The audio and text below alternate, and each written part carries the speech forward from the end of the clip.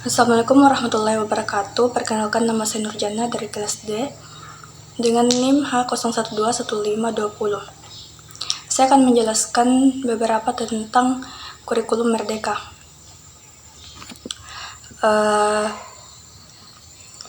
Yang pertama yaitu kurikulum Merdeka perlu di-upgrade karena adanya perkembangan zaman. Dunia itu berkembang dengan begitu pesat dan begitu cepat sehingga kurikulum juga harus mengikuti perkembangan zaman itu. Yang kedua, untuk struktur kurikulum Merdeka itu sendiri ada 3, yaitu program intrakurikuler, yang dimana program intrakurikuler itu biasanya masuk ke dalam roster.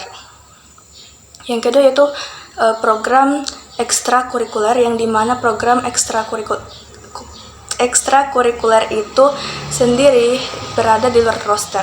Biasanya kegiatan yang terjadi ketika pulang sekolah. Tujuannya adalah ada yang namanya P3, yaitu profil pelajar Pancasila,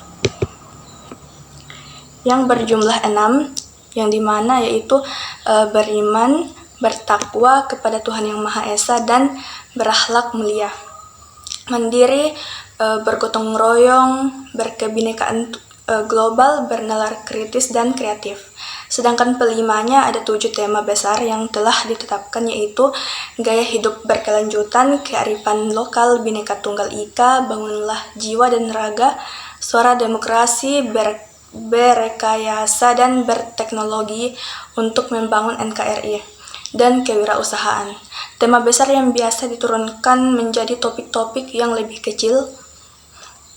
Adapun P5 yaitu proyek penguatan profil pelajar Pancasila, yang dimana P5 ini mengambil alokasi waktu sekitar 30% dari total alokasi waktu dalam 1 tahun. Misalnya kelas 10 SMA harus belajar dalam 1 tahun di kelas selama kurang lebih 10.000 jam, maka dari 10.000 jam itu 30%-nya adalah 3.000 jam. Tujuan dari P5 ini adalah pengembangan kompetensi siswa yang sesuai dengan CP atau capaian pembelajarannya. CP itu sendiri dikembangkan oleh Kemendikbud. Tujuan dari P5 ini adalah pengembangan kompetensi siswa yang sesuai dengan CP atau capaian pembelajarannya. CP itu sendiri dikembangkan oleh Kemendikbud dan tidak bisa diganggu-gugat, sehingga sekolah atau guru hanya bisa menurunkannya saja, tidak bisa mengganti atau mengubah redaksi dan lain-lain. Adapun 3 asesmen, yaitu asesmen awal pembelajaran. Adapun 3 asesmen, yaitu asesmen awal pembelajaran, yang dimana asesmen ini dilaksanakan di setiap bab. Jadi, semisal dalam 1 semester ada 4 bab, maka asesmen awal itu idealnya dilakukan sebanyak 4 kali. Tujuannya yaitu agar guru memiliki pemahaman dasar pengetahuan awal tentang pengelompokan kompetensi siswa, sehingga nanti bisa dilaksanakan pembelajaran diferensiasi. Adapun asesmen yang kedua yaitu asesmen formatif. Pelaksanaan asesmen formatif dapat dilakukan dengan memperhatikan beberapa hal, yaitu yang pertama, dilaksanakan bersamaan dalam proses pembelajaran, yang kemudian ditindaklanjuti untuk memberi perlakuan berdasarkan kebutuhan peserta didik serta perbaikan proses pembelajaran. Kedua, pendidik dapat menggunakan berbagai teknik seperti observasi, performa atau kinerja produk, proyek, dan portofolio maupun tes. Ketiga, tindak lanjut yang dilakukan bisa dilakukan langsung dengan memberikan umpan balik atau melakukan intervensi. Dan yang keempat yaitu pendidik dapat mempersiapkan berbagai instrumen seperti rubrik, catatan anekdotal, lembar checklist untuk mencatat informasi yang terjadi selama pembelajaran langsung. Adapun asesmen yang ketiga yaitu asesmen sumatif. Pelaksanaan asesmen sumatif ini dapat dilakukan dengan memperhatikan beberapa hal, yaitu yang pertama Sumatif dilakukan pada akhir lingkup materi untuk mengukur kompetensi yang dikehendaki dalam tujuan pembelajaran dan pada akhir semester. Yang kedua, pendidik dapat menggunakan berbagai teknik seperti portofolio, performa, kinerja produk proyek, portofolio, maupun tes. Dan yang ketiga, hasil sumatif dapat ditindaklanjuti dengan memberikan umpan balik atau melakukan intervensi kepada peserta didik maupun proses pembelajaran yang telah dilakukan. Adapun materi selanjutnya yaitu hasil telaah modul. Yang pertama yaitu kompetensi dan tujuan pembelajaran yang termuat dalam rancangan pembelajaran yang telah ditelaah. Yang pertama yaitu kompetensi. Pada poin pertama, siswa memahami ciri-ciri dan unsur kebahasaan pada ungkapan perjumpaan atau greeting, ungkapan salam perjumpaan atau greetings. Yang kedua yaitu siswa menyusun kata untuk melengkapi kalimat ungkapan greetings yang tepat sesuai dengan fungsinya.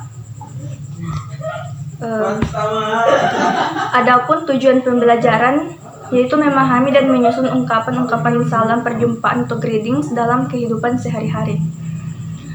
Adapun asesmen yang digunakan pada rancangan pembelajaran yang telah ditelaah dan analisis kesesuaian antara asesmen yang digunakan dengan tujuan pembelajaran, yaitu yang pertama formatif, yaitu di mana mengerjakan LKPD atau lembar kerja peserta didik. Yang kedua sumatif, mengerjakan soal di akhir pembelajaran. Dan yang ketiga yaitu materi yang ketiga yaitu setelah kami mengamati langkah-langkah kegiatan pembelajaran, kami mengidentifikasi pendekatan, model, dan media pembelajaran. Yang dimana apakah langkah-langkah tersebut sudah sesuai dengan tujuan pembelajaran dan asesmen yang digunakan.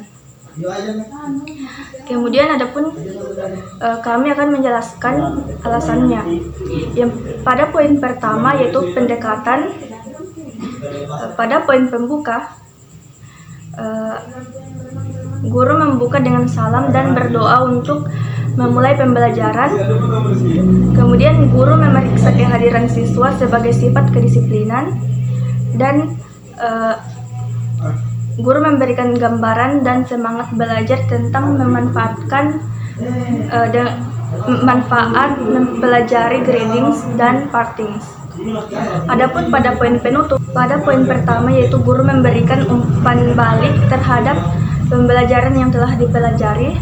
Yang kedua yaitu guru memberikan tugas kepada siswa untuk membuat teks ungkapan perjumpaan atau greetings. Dan yang ketiga yaitu guru menutup kelas dengan salam dan mengarahkan siswa.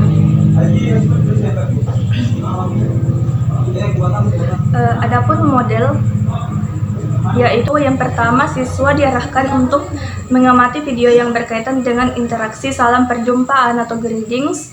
Yang kedua, siswa memahami ciri-ciri dan unsur kebahasaan pada ungkapan salam perjumpaan atau greetings. Dan yang ketiga yaitu siswa menyusun kata untuk melengkapi kalimat ungkapan greetings yang tepat sesuai dengan fungsinya. Adapun poin yang keempat yaitu siswa berpasangan untuk melakukan percakapan sederhana yang berkaitan dengan ungkapan sapaan atau greetings di depan kelas. Adapun media yaitu yang pertama LKS dan modul, YouTube, papan tulis, spidol, laptop, LCD, dan proyektor. Semua langkah-langkah yang digunakan mulai dari pendekatan, media, hingga model sudah sesuai dengan tujuan pembelajaran dan asesmen yang digunakan berdasarkan isi dari pendekatan. Guru memberikan gambaran dan semangat belajar tentang manfaat mempelajari greetings dan partings, sedangkan isi dari model pembelajaran yaitu yang pertama siswa diarahkan untuk mengamati video yang berkaitan dengan interaksi salam perjumpaan atau greetings. Yang kedua yaitu siswa memahami ciri-ciri dan unsur kebahasaan pada ungkapan salam perjumpaan atau greetings. Dan yang ketiga yaitu siswa menyusun kata untuk melengkapi kalimat ungkapan greetings yang tepat sesuai dengan fungsinya. Hal ini sesuai dengan yang ada di media pembelajaran yang mencakup YouTube, laptop, LCD, dan proyektor. Sedangkan tujuan pembelajarannya yakni memahami dan menyusun ungkapan-ungkapan salam perjumpaan atau greetings dalam kehidupan sehari-hari serta asesmen yang digunakan formatif, yaitu tertulis mengerjakan LKDP, dan sumatif yaitu mengerjakan soal di akhir pembelajaran. Dapat dilihat bahwa adanya kesesuaian antara langkah-langkah dengan tujuan pembelajaran dan asesmen pembelajaran. Adapun saran atau perbaikan berdasarkan hasil telaah pada modul terhadap rancangan pembelajaran yaitu yang pertama, guru harus menjelaskan susunan kalimat ungkapan greetings agar siswa diharapkan dapat menyusun kalimat-kalimat atau kata-kata sapaan kepada sesama teman dan kepada guru. Yang kedua yaitu guru disarankan memberikan ice breaking pada pembukaan dan penutup, yaitu yang dimana diharapkan pada saat mulai pembelajaran siswa mendapatkan semangat terlebih dahulu dengan ice breaking yang seru dan menyenangkan bagi siswa. Oke, sekian dari saya. Wassalamualaikum warahmatullahi wabarakatuh.